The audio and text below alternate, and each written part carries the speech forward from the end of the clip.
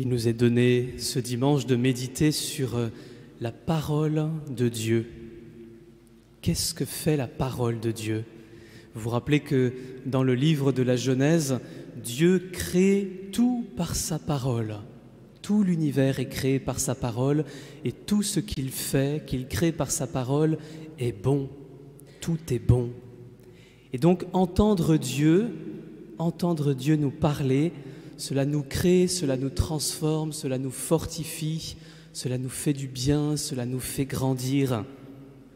Mais, peut-être vous vous rappelez, il y a 15 jours, quand on a médité sur Dieu qui parlait à Samuel, il y avait cette petite phrase où on disait « La parole de Dieu était rare en ces jours-là ». Zut alors. Et dans la première lecture d'aujourd'hui, on a entendu que entendre Dieu directement peut être parfois effrayant. C'est ce qu'avait demandé le peuple d'Israël. Nous ne voulons pas t'entendre directement parce que c'est effrayant. Et pourtant, Dieu veut nous parler parce que sa parole est bonne pour nous, que sa parole nous fortifie, nous réjouit. Alors Dieu choisit de nous parler en Jésus, de nous parler par Jésus. Et on voit que la parole de Jésus produit les effets de la parole de Dieu de tout temps, parce que la parole de Dieu, la parole de Jésus, c'est la parole de Dieu. Qu'est-ce que fait la parole de Jésus dans l'évangile que nous avons entendu? Elle nourrit. Tous les gens disent voilà un enseignement nouveau, voilà un enseignement donné avec autorité, voilà un enseignement qui nous éclaire. La parole de Jésus nourrit et on voit que la parole de Jésus délivre. Silence, tais-toi, sors de cet homme.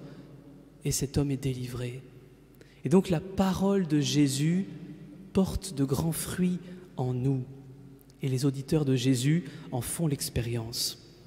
Je ne sais pas si c'est votre expérience, frères et sœurs, qui venaient d'autres paroisses en France, mais en tout cas, chez nous, en Bretagne, et peut-être plus particulièrement ici, je ne sais pas à quoi c'est dû, mais je trouve que les gens sentent cela parce que Jésus est bien perçu. L'Église n'est pas toujours bien perçue, malheureusement, mais Jésus est bien perçu. Je vous donne un petit exemple. Dans mon club de sport, quand je fais des matchs, j'ai un polo avec marqué derrière « Jesus Forever ». Eh bien, tout le monde dans le club me dit « c'est génial, Bertrand, il arbore le nom de son patron ». Et personne ne trouve ça bizarre, tout le monde trouve ça bien. Et puis quelques temps après, je ne sais pas pourquoi, on regardait un réseau social avec les membres du club, il y a un truc qui défile et puis il y a quelqu'un qui met un commentaire, pourtant rien à voir avec ce qu'on regardait, c'était plutôt des vidéos de sport, et il y a quelqu'un qui poste « Jésus peut changer ta vie ». Tout le monde voit ça. Alors je leur dis, les gars, ça c'est pour vous, je pense. Alors ils sourient, mais ça ne leur posait pas de problème. Et donc je remarque que Jésus est bien perçu. C'est une chance pour nous, pour la mission. Et donc le but pour nous, frères et sœurs, dans la mission, c'est de mettre les gens en contact avec la parole de Jésus. Et si les personnes que nous côtoyons dans nos associations, dans nos voisinages, dans nos réseaux d'amitié, dans notre travail, sont mis en contact avec la parole de Jésus, alors il se passera comme il se passe dans cet évangile. Jésus est le même hier et aujourd'hui et pour toujours. Et donc le but de notre mission, frères et sœurs, c'est de mettre les gens en contact avec la parole de Jésus pour qu'il se passe dans leur cœur comme il se passe dans cet évangile. Que les gens soient nourris et que les gens soient fortifiés et libérés par la parole de Jésus. Alors c'est ce que nous allons essayer de vivre dans ce dimanche en paroisse, juste après. Comment est-ce que Jésus nous parle ? Nous le savons bien, nous qui avons la chance, la joie d'être chrétiens souvent de longue date. Jésus nous parle par les autres, Jésus nous parle par son évangile, Jésus nous parle directement dans notre cœur. Ce sont les 3 ingrédients principaux de ce que nous allons vivre au dimanche en paroisse tout à l'heure. Jésus nous parle par les autres, que notre accueil tout à l'heure soit vraiment l'accueil de Jésus pour tous ceux qui vont venir. Qu'ils voient en nous le regard de Jésus, le sourire de Jésus, la bonté de Jésus. Jésus parle par son évangile. Eh bien, nous allons mettre tous nos invités de tout à l'heure, nos chers invités, en contact avec la parole de Jésus, en leur lisant l'évangile de la Samaritaine. Et puis, Jésus parle directement dans notre cœur.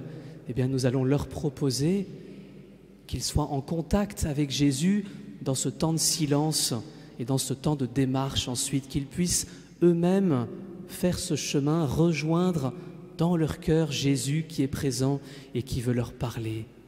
Et nous sommes témoins, grâce à Dieu, de beaucoup de personnes qui, dans ces 3 expériences qu'ils vont vivre, ont été touchés par Jésus. Quelquefois, ils n'ont pas le mot pour le dire, ils ne se rendent pas compte, mais combien de personnes m'ont dit en sortant du dimanche en paroisse, « ça m'a fait du bien ». Qu'est-ce que ça veut dire, « ça m'a fait du bien » ? Nous, on décrypte, on entend, Jésus est venu et est passé dans son cœur, et un chemin peut s'ouvrir pour lui, pour qu'il puisse avancer. Alors si vous le voulez bien, frères et sœurs, prions dans cette messe. Nous ne venons pas à la messe pour nous-mêmes, nous venons à la messe pour le monde, pour prier pour le monde, et bien que dans cette messe particulièrement, nous puissions prier pour tous ceux qui, dans 1 heure, vont rentrer, pour qu'ils puissent être en contact avec Jésus et en être réjouis.